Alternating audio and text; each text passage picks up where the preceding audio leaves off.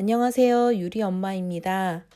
유리는 지난 여름 지연성 알러지 검사를 하게 되었습니다. 지연성 알러지 검사라는 게 생소하게 들리실 수 있는데요. 알러지 검사는 크게 두 가지로 나뉘어 볼 수 있어요. 첫째, 급성 알러지 검사와 둘째, 지연성 알러지 검사입니다. 급성 알러지 검사는 일반 알레르기 검사를 말하는데요. 면역 글로불린인 항체 IgE의 반응을 알아보는 검사입니다.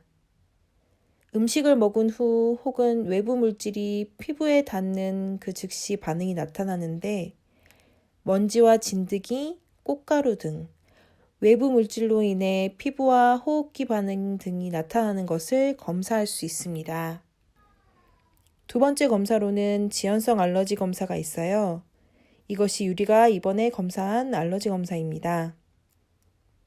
이것은 항체 IgG 반응을 보는 검사인데 음식을 먹은 후 2시간에서 많게는 72시간 이후 반응이 나타나는 경우가 많다고 해요. 그래서 급성 알러지 반응과는 다르게 지속적으로 그리고 서서히 유발되므로 이러한 상황을 모른 채 맞지 않는 음식을 계속해서 먹을 경우에 몸에는 큰 스트레스와 염증을 일으킬 수 있다고 합니다. 특히 자가 면역 질환과 장누수 증후군과 연관이 많다고 알려져 있는데요.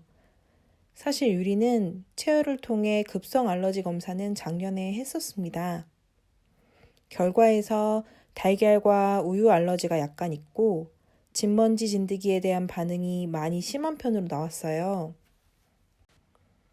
그런데 유리가 자꾸만 그 외에 다른 음식들을 먹었을 때 입 주변으로 자잘자잘한 돌기가 올라오거나 두드러기가 나타날 때가 있더라고요. 분명 알러지 반응 음식에 나온 게 없는데 말이죠. 혹은 어떤 음식들을 먹은 후에 과잉된 행동을 하거나 멍 때리는 시간이 좀 더 늘고 집중력이 떨어지는 느낌을 받는 경우가 상당히 있었는데요. 처음에는 이게 그냥 유리의 성향 때문이라고 생각했었는데 실은 그게 아니더라고요. 날짜별로 유리가 먹은 것을 적어보고 음식을 먹고 난 후의 반응들을 몇 주간 살펴보니 전반적으로 밀가루 음식과 유제품이 들어있는 음식들로 인해 문제가 많았었다는 걸 최근 몇 달 사이에서야 깨닫게 되었습니다. 그리고 감자튀김 등 인스턴트 음식을 먹은 경우에도 그랬지만 특이하게도 유리는 생선에도 그런 반응이 있었어요. 그러니까 쉽게 말해서 유리가 빵이나 케이크를 먹고 거기다 딸기 우유를 먹고 난 뒤 굉장히 멍한 상태가 지속되는 경우가 있었다는 거예요. 또 돈가스나 감자튀김 등을 먹고 나서 나타나는 반응이 평소와는 다르게 좀 특이했다는 걸 알게 되었어요.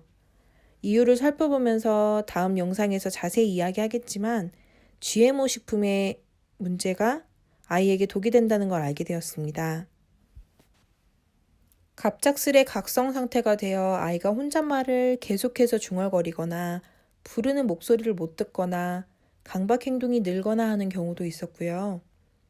거의 대부분은 멍한 표정으로 자기 세계에 더 빠져 있는 듯한 느낌을 많이 받았거든요. 그리고 며칠 정도 지나야 평상시의 모습을 되찾는 느낌을 받았고요. 참 이상하죠? 그래서 작정하고 유리가 먹는 것들을 바꾸어 보았습니다. 일단 우유를 포함한 유제품과 생선을 거의 먹이지 않았습니다. 이게 정말 신기한 게 일주일과 2주일이 됐을 때의 느낌이 다르고 한 달이 지나니 뭔가 아이의 눈빛이 달라진다는 느낌을 받게 되더라고요. 특히 신기한 건 밀가루였는데요. 조금씩이라도 먹였던 밀가루를 거의 제외하면서 유리의 눈동자, 표정, 발음, 핑퐁 대화의 질이 정말 달라지고 있다는 걸 느끼게 되었습니다.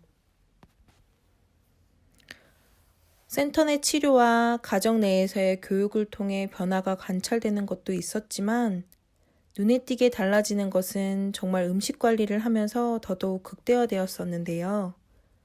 이런 상황이 저는 너무 신기하고 놀라워서 책들과 논문들을 찾아보며 정보들을 수집해봤어요. 그 결과 외국에서는 이미 영양치료라는 게 상당히 진행되어 있더라고요. 자폐아의 위장관 문제가 해결되거나 신체 기능이 정상화될 경우 자폐증이 치유된다는 사례가 늘어나고 있기 때문인데요. 음식이 엄청난 영향을 미치고 치료에 큰 핵심이 된다는 점을 강조하는 치료들을 외국에서는 이미 많이 시행하고 있었습니다. 그래서 일단 유리는 가정 내에서 검사를 먼저 받아보기 시작했어요. 첫 번째는 지연성 알러지 검사, 두 번째는 장내 세균 검사, 마지막으로 영양 중금속 검사를 시행해 봤어요. 막연하게 정보를 찾으면서 제안했던 음식들이 이 검사들로 인해서 명확해졌어요. 유리는 첫 번째로 지연성 알러지 검사로 인해 굉장히 많은 음식들이 맞지 않는다는 걸 알게 되었는데요. 특히나 밀가루, 유제품, 달걀, 대두가 유리에게는 맞지 않는다는 걸 정확히 알 수 있었습니다. 그동안 먹였던 음식들 중에서 두드러기가 올라오고 변 상태가 좋지 않았던 이유를 찾은 셈인데요. 특히 멍한 상태가 지속되고 호명 반응이 떨어지는 등의 상황 역시 이 음식들로 인한 반응이었다는 것을 알게 된 거예요. 왜냐하면 이 음식들을 소화할 능력이 유리에게는 부족했기 때문에 그 음식들로 인해 부작용을 얻게 된 것과 같았거든요. 자폐 스펙트럼 장애를 가진 많은 아이들이 투과성 장관, 흔히 구멍난 장누수 증후군으로 고통을 겪는 경우가 많다고 합니다. 이 아이들의 장은 밀가루 속 글루텐과 유제품 속에 든 카세인 함유 식품을 소화시킬 때 혈액 속으로 흡수되지 못하고 독소처럼 새어나온다고 해요.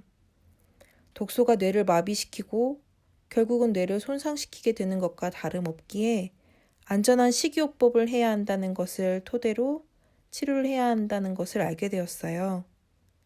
특별히 자폐증 아이들은 장을 치료하고 면역력을 높이며 손상된 신경계를 고치거나 새로운 신경을 자라도록 외국에서는 영양요법을 택하고 있다는 것도 알게 되었고요.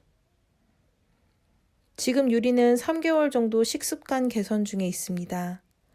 아주 드라마틱한 변화는 아닌 것처럼 보여질 수 있지만 양육자인 제 입장에서 보면 유리는 근래 3개월 동안 정말 많은 변화가 보여집니다. 치료를 하시는 선생님들도 유치원 선생님도 친척들도 유리가 달라지는 느낌을 받았다고 말씀하시거든요. 자폐 스펙트럼 아이를 키우시는 양육자님들께 지연성 알러지 검사와 장내 세균 검사는 무조건 해보시는 것을 추천드립니다.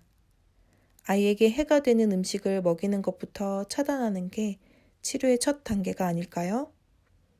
다음 시간에는 이 영상에서 풀어내지 못했던 자폐아이의 식단, 글루텐 프리, 카세인 프리 식단과 장내 세균과 자폐증에 관한 이야기들을 좀 더 자세히 풀어내 보려 합니다. 유리와 같은 아이를 양육하는 분들, 그리고 자폐 스펙트럼을 가진 자녀를 키우시는 모든 분들께 작은 도움이 되었으면 좋겠습니다. 오늘 또 시청해 주셔서 진심으로 감사합니다.